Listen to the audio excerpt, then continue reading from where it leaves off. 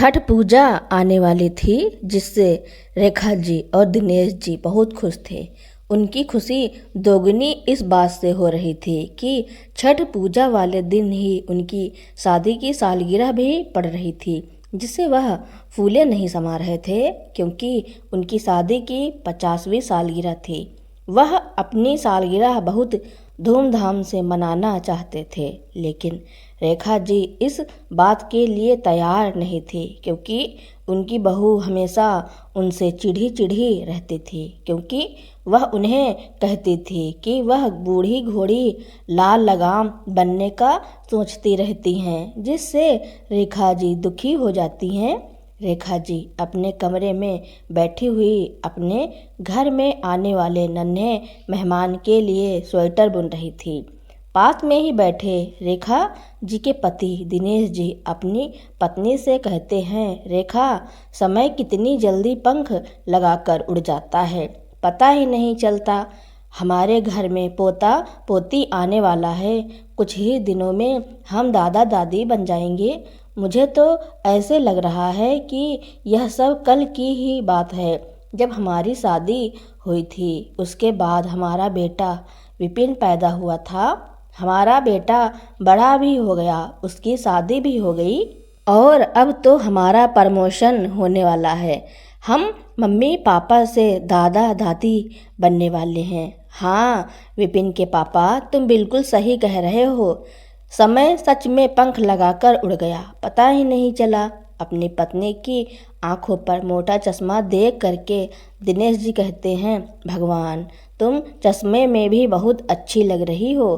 कहो तो तुम्हारे लिए एक काला चश्मा मंगा दूँ, बहुत जचेगा तुम्हारे ऊपर। रेखा जी हंसती हुई कहती हैं, तुम भी ना दादाजी बनने वाले हो, लेकिन अभी तक हंसी ठिठोली करना बंद नहीं किया। क्यों रेखा जी, हंसी मजाक की भी क्या कोई उम्र होती है? किसने कहा है कि हम बूढ़े हो गए हैं?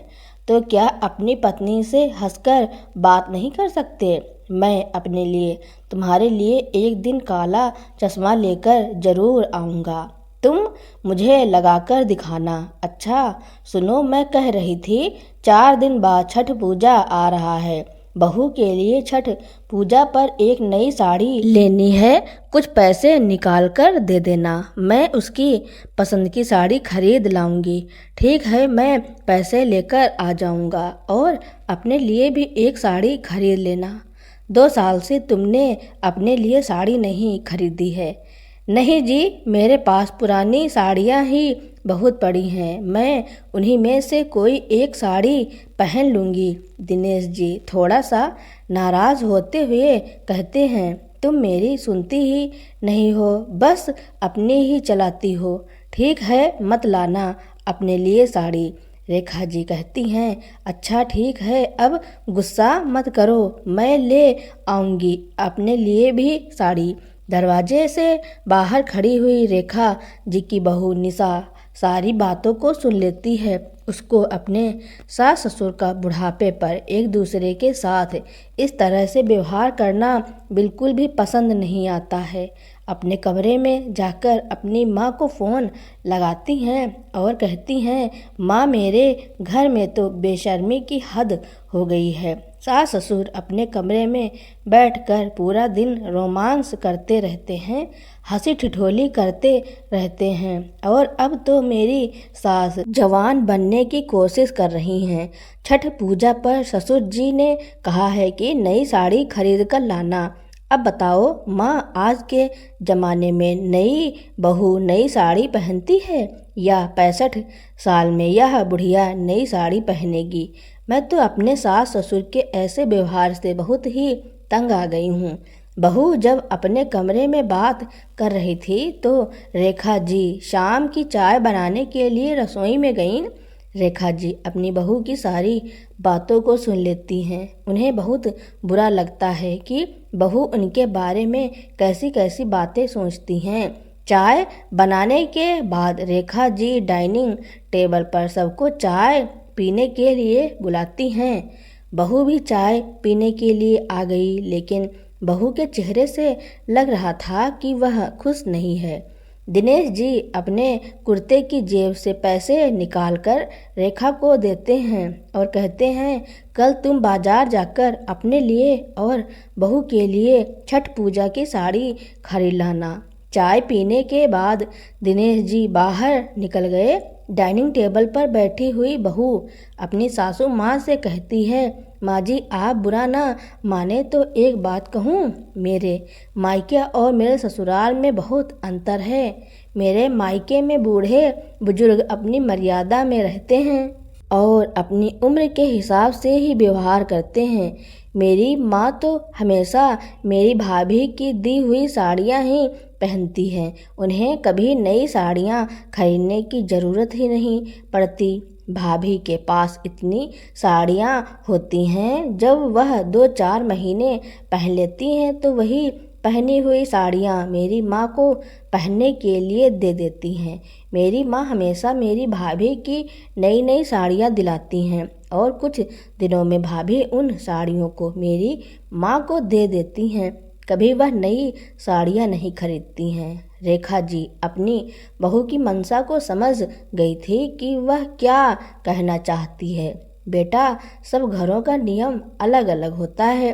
अभी तुम इस घर में नई नई आई हो तो धीरे धीरे इस घर के माहौल में भी ढल जाओगी और शायद तुम्हें पता नहीं है, तुम्हारे ससुर जी का यह स्वभाव आज से नहीं है, यह तो हमेशा से ही ऐसे ही स्वभाव के थे।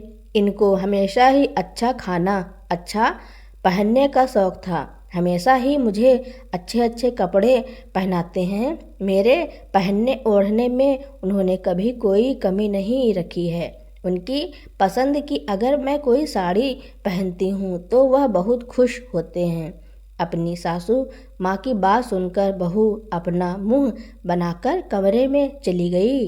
रेखा जी अपने कमरे में आकर सोचने लगी कि अगर मेरे पति ने छठ पूजा पर नई साड़ी खरीदने के लिए कह भी दिया है तो इसमें क्या बुराई है। क्या मैं छठ पूजा पर अपने लिए एक साड़ी भी नहीं खरीद सकती हूँ। पहले तो कभी किसी ने नहीं रोका। मेरी सास भी मेरे साथ ही रहती थी। मैंने तो उन्हें कभी अपने शौक पूरे करने से मना नहीं किया, बल्कि मैं तो हमेशा छठ पूजा पर अपनी सास और अपने लिए साड़ी लेकर आती थी। पर ठीक है, बहू अभी घर में नई नई आई है, सारी चीज़ों को समझ जाएगी। आजकल रेखा जी घर में ज़्यादा ही काम कर रही हैं, क्योंकि बहू प्रेग्नेंट है तो वह घर के ज़्यादा काम धाम नहीं कर पाती है। सुबह का नाश्ता भी रेखा जी उठकर बना देती हैं। बहू देर तक सोई रहती है। दोपहर में भी रेखा जी सब्जी बना देती हैं, आटा लगा देती हैं। तब जाकर बहू दाल में तड़का लगाती है और रोटियां बनाती है। शाम का भी कुछ ऐसा ही हाल होता है। पिछले 4 महीनों से रेखा जी अपनी बहू की पूरी सेवा में लगी हुई हैं और बहुत ही खुशी से सेवा कर रही हैं। घर में इतने काम धाम हो जाते हैं। इतने सारे कामों के बीच रेखा जी यह तो भूल ही गई कि जिस दिन छठ पूजा है उसी दिन उनकी शादी की 50वीं सालगिरह भी है। दिनेश जी शाम को घूमकर घर आते हैं तो चहकते हुए अपनी पत्नी से कहते हैं, रेखा, मैं तो भूल गया था, छठ पूजा आने वाला है। छठ पूजा वाले दिन हमारी शादी की सालगिरह है।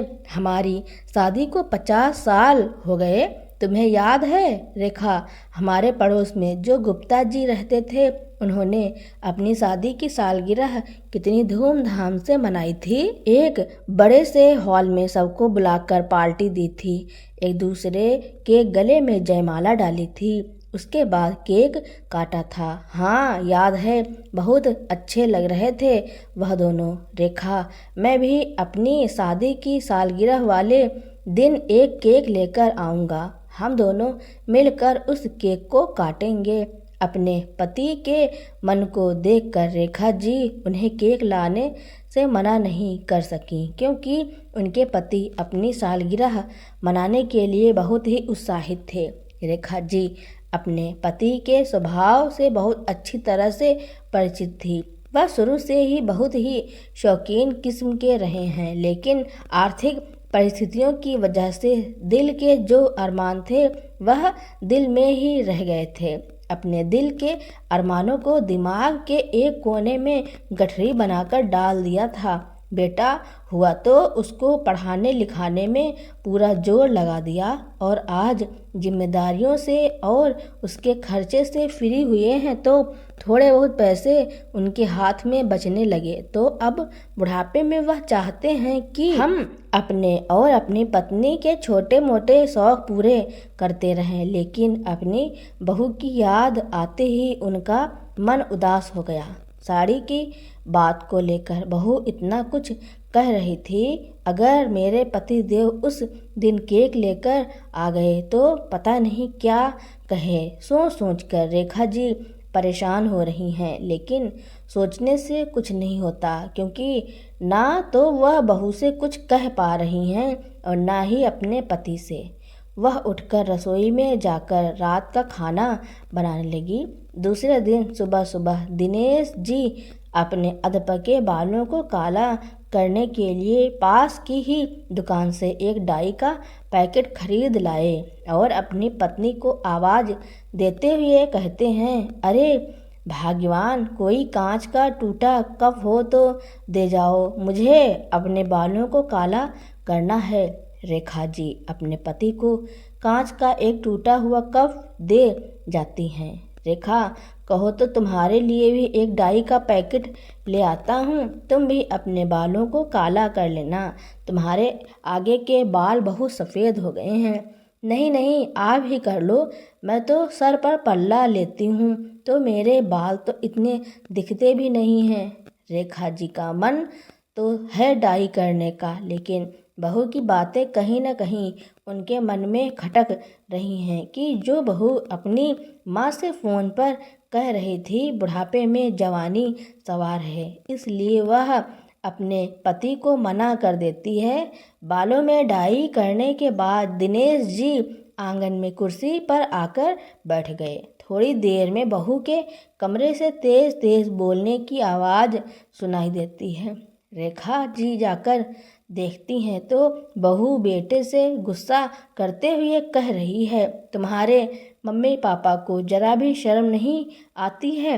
बूढ़े हो गए हैं लेकिन बालों में डाई लगा रहे हैं। अरे बुढ़ापे में बाल सफ़ेद नहीं होंगे तो क्या जवानी में होंगे? अब बाल सफ़ेद हो गए हैं तो काले करने की क्या ज़रूरत है? इन दोनों लोगों ने तो शर्म लिहाज बेच खाई है। दादा दादी बनने वाले हैं लेकिन रोमांस तो ऐसे कर रहे हैं जैसे धर्मेंद्र और हेमा मालिनी हो। रेखा जी का बेटा अपनी पत्नी से कहता है, अरे निशा, थोड़ा शांत रहो, इतना तेज़ क्यों बोल रही हो? बाहर पापा सुन लेंगे तो क्या हो गया? सुन लेंगे। आज मैं कह रही हूँ, कल पूरा जमाना कहेगा, 4 रिश्तेदार कहेंगे, कल बाहर के लोग देखेंगे तो वह भी यही कहेंगे। मेरा तो मुंह बंद करा लोगे, पर उन लोगों का मुंह बंद कैसे कराओगे? इस घर में तो किसी को कोई फ़र्क ही नहीं पड़ता है, किसी को भी उम्र का लिहाज नहीं है। रेखा जी का बेटा अपनी पत्नी को चुप कराने की कोशिश करता है। जब वह चुप नहीं होती हैं तो चुपचाप से अपने कमरे से निकल गया कि किसी तरह से निशा शांत हो जाए। अपनी बहू की बातों को सुनकर रेखा जी को बहुत बुरा लगता है। उन्होंने सोच लिया था कि वह अपने लिए और बहू के लिए साड़ी तो ले आई हैं, लेकिन वह नई साड़ी नहीं पहनेंगी। उनके पास जो पुरानी साड़ियाँ रखी हैं उन्हीं में से ही किसी एक साड़ी को पहन लेंगी। रेखा जी अपनी बहू के लिए एक बहुत ही सुंदर लाल रंग की साड़ी लेकर आईं और अपने लिए एक हल्की नारंगी रंग की साड़ी लेकर आईं। उनके पति को नारंगी रंग बहुत पसंद है। 2 दिन बाद छठ पूजा आ गई। उस दिन सुबह सुबह निशा ने अपनी सास से कहा, माँ जी, आज मेरी तबीयत कुछ ठीक नहीं है, मेरा व्रत है, मैं पूरे दिन कुछ नहीं खाऊंगी पीऊंगी, तो मुझसे काम भी नहीं होगा। मैं अपने कमरे में जाकर आराम कर रही हूँ। 2-3 घंटे सोकर निकाल दूंगी तो जल्दी से टाइम भी निकल जाएगा और समय का पता भी नहीं चलेगा। मुझे शाम को जगा देना, उसके बाद मैं तैयार हो जाऊंगी और पूजा करके अपना व्रत खोल लूंगी। तब तक आप खाने की सारी तैयारी कर लेना। पास में बैठा हुआ रेखा जी का बेटा विपिन कहता है, अरे निशा, व्रत तो माँ का भी है, तो माँ के साथ थोड़ी बहुत सहायता तो करा दो।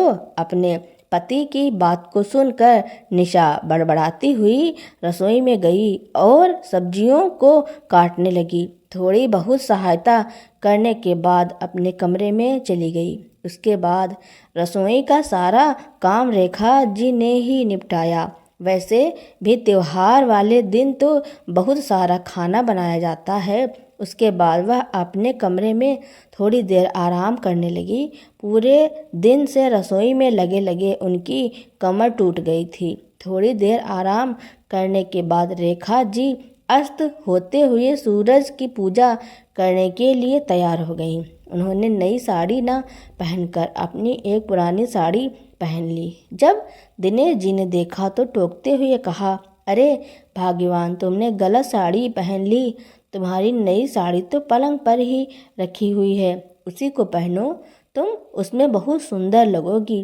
पैकेट से निकालते हुए दिनेश जी ने साड़ी रेखा जी के आगे बढ़ा दी। रेखा जी अपने पति के द्वारा दी गई साड़ी को पहनने से मना न कर सकी और उन्होंने उस साड़ी को पहन लिया। नारंगी रंग की साड़ी में रेखा जी बहुत सुंदर लग रही थी। दूसरी तरफ दिनेश जी सफ़ेद रंग का कुर्ता पैजामा और उसके ऊपर नीले रंग की जैकेट पहनकर छठ पूजा के साथ साथ अपनी शादी की 50वीं सालगिरह मनाने के लिए बहुत उत्साहित थे। यह बात रेखा जी बहुत अच्छी तरह से समझ रही थी। रेखा जी जब तैयार होकर अपने कमरे से बाहर आईं तो उनको देखकर निशा जल भुन गई। निशा वैसे तो आज के ज़माने की पढ़ी लिखी लड़की थी, लेकिन उसके सास ससुर के बारे में ख्यालात बहुत ही पुराने थे। वह अभी भी यही सोचती थी कि घर में बहुएं आ गई हैं तो सास ससुर को बस एक कोने में बैठ जाना चाहिए, ना उन्हें अच्छा पहनना चाहिए, ना अच्छा खाना चाहिए। बहुएं आने के बाद जैसे सब कुछ छोड़ देना चाहिए। जब भी अपने सास ससुर के बारे में वह मायके में अपनी माँ से बात करती तो उसकी माँ भी उसको सास ससुर के खिलाफ ही उसे भड़काती रहती थी कि तुम्हारे सास ससुर को अपनी उम्र का लिहाज में रहना चाहिए। अब वह आज के ज़माने के लड़के नहीं हैं जो 65 वर्ष में छठ पर भी नई साड़ी पहनेंगी। निशा को यह सब कुछ समझ नहीं आता था या फिर जानबूझकर समझना ही नहीं चाहती थी। सभी लोग घाट पर पूजा के लिए गए। रेखा जी अपने पति का इंतजार कर रही हैं, लेकिन दिनेश जी का तो कोई अता पता ही नहीं है। पता नहीं वह कहाँ पर गुम हो गए। पूरे घर में ढूंढ लिया लेकिन कहीं नहीं मिले।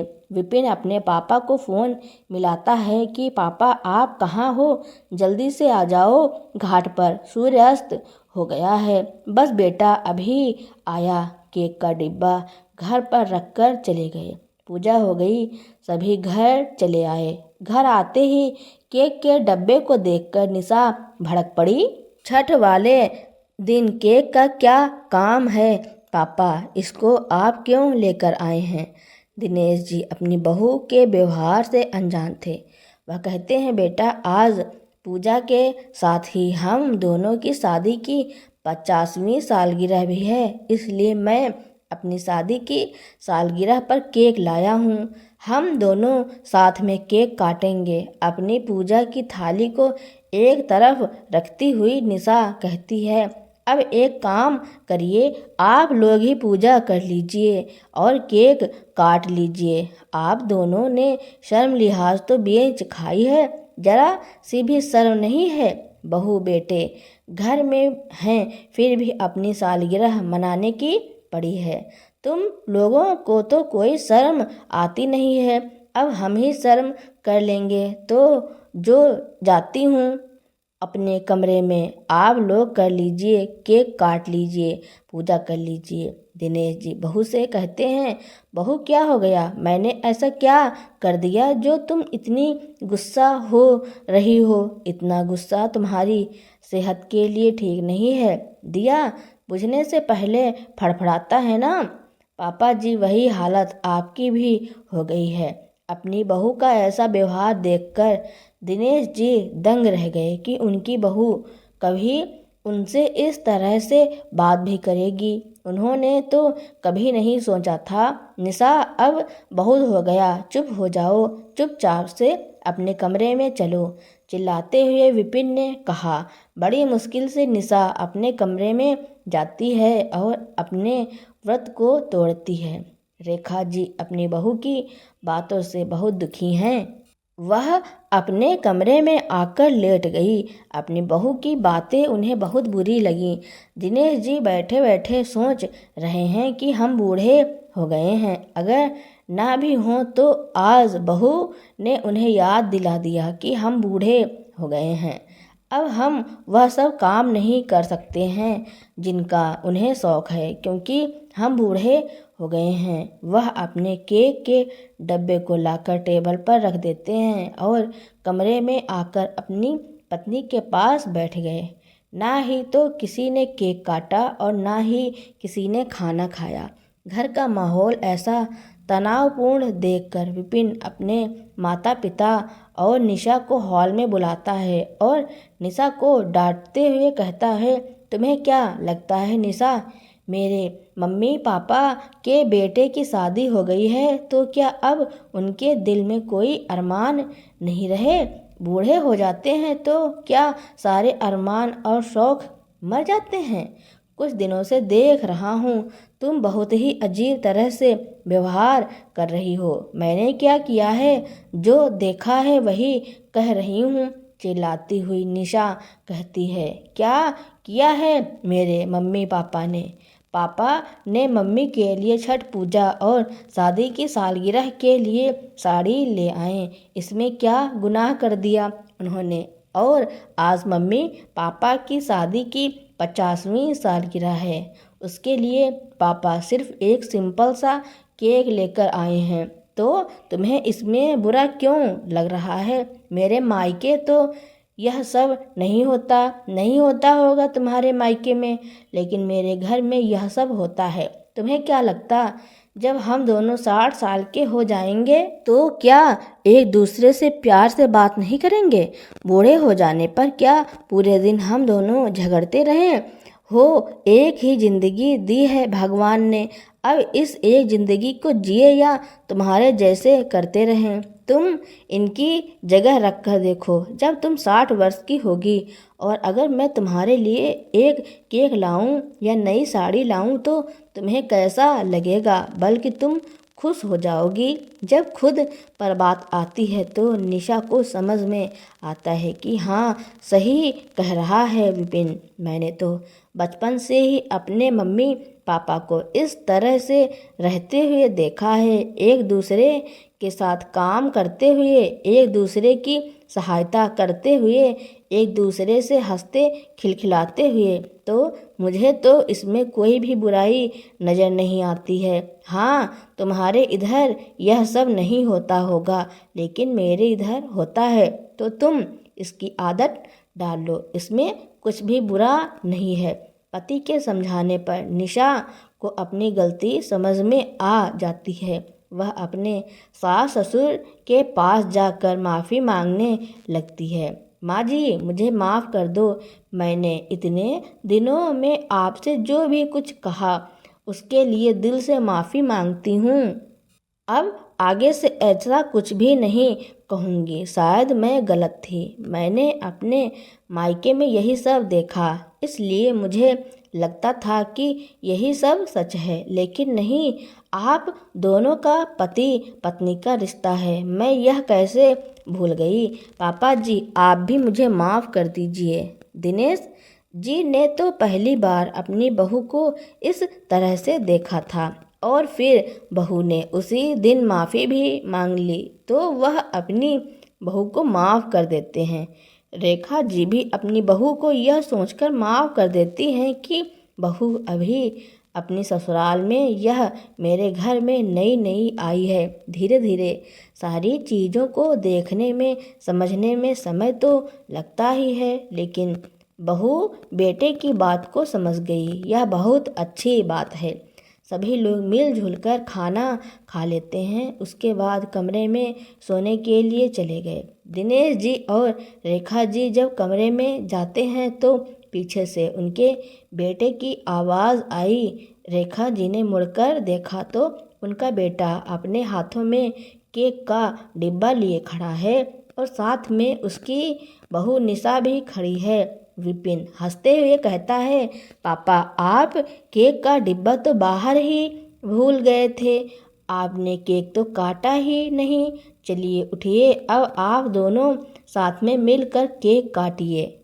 अब रेखा जी और दिनेश जी दोनों मिलकर केक काटते हैं और अपने बेटे और बहू को खिलाते हैं। तब विपिन और निशा अपने सास ससुर के पैर छूकर उनका आशीर्वाद लेते हैं और उन्हें शादी की सालगिरह की बधाई देते हैं। उसके दूसरे दिन वह एक बहुत बड़ा हॉल बुक करते हैं। सभी नाते रिश्तेदार, मोहल्ले, आस पड़ोस के लोगों को बुलाते हैं और पार्टी करते हैं। यह पार्टी थी रेखा जी और दिनेश जी की शादी की सालगिरह की। जिस प्रकार उनके मोहल्ले में सालगिरह मनाई गई थी, उसी प्रकार से निशा और विपिन ने अपने माँ बाप की सालगिरह मनाई और साथ ही उसे सुबह उन्होंने छठ पूजा का समापन भी किया। तो दोस्तों, विपिन ने अपनी पत्नी को जिस प्रकार से समझाया उसके बारे में आपका क्या कहना है और यह कहानी आपको कैसी लगी कमेंट में ज़रूर लिखना। मेरी कहानी सुनने के लिए आपका बहुत बहुत धन्यवाद।